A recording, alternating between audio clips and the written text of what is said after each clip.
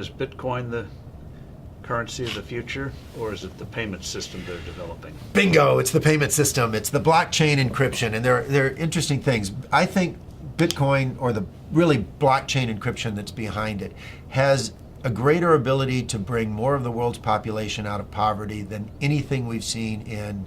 Well, for one thing, it's a cheap payment system. For one thing, it's a cheap payment system, but it's more important than that. It's more important than that. Blockchain cryptography is all about digital transfer of ownership in a completely transparent and public way. Okay, I don't want to go into any of the math and the complexity behind it, but think of what that means. That means that I can actually record ownership in public in a digital means. 50% of the world's population has a mobile phone.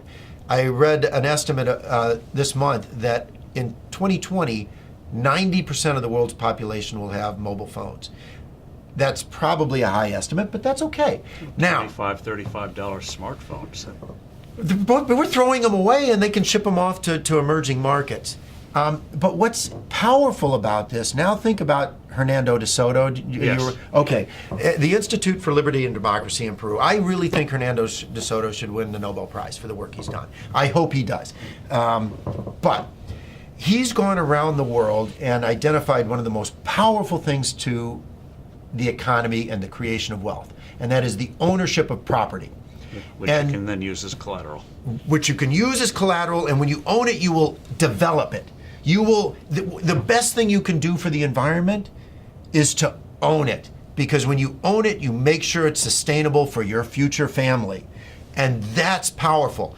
But they don't have the ability to own it. If you live in a shanty town, you operate outside of the legal economy. It's not that you want to operate outside of the legal economy, but you have no ownership of any property. Although in the neighborhood, everyone knows who owns what. And once you introduce blockchain cryptography, guess what they can do? Have a public ledger of ownership and transfer that cannot be denied because it's absolutely transparent. It's absolutely transparent.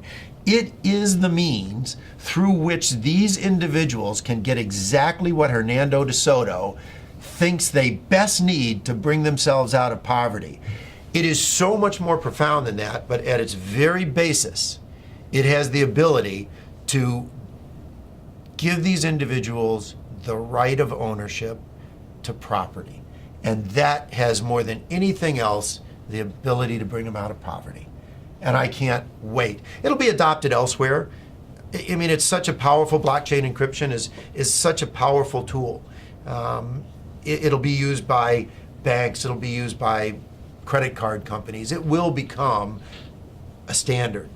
But what's more interesting is what it can do to poverty around the world, to eliminate poverty. But also, what does that mean, that technology mean for credit card companies and the whole payment system, crazy gobbledygook payment system we have today? Very expensive. Doesn't that blow it away?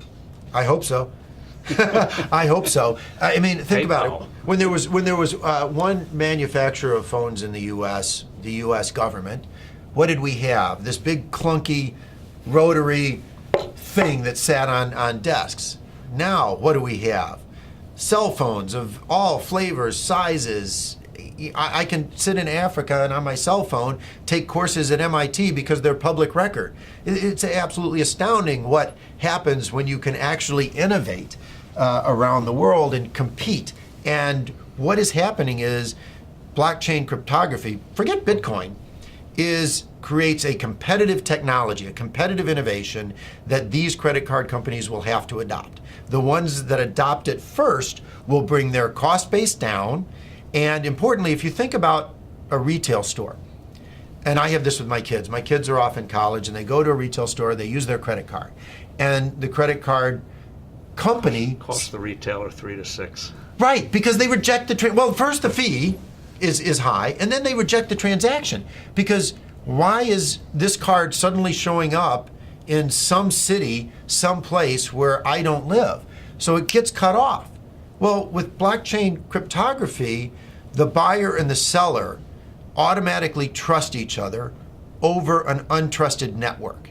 That's what's so powerful about it. A blockchain-based transaction is verified within 10 minutes.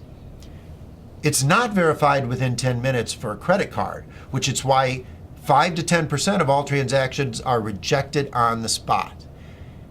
It's not verified until often days later. Even a check is not verified for days. And that is completely taken out of the system. So on day one, the retailer's sales go up because they don't have to reject the transaction and they save on the fees.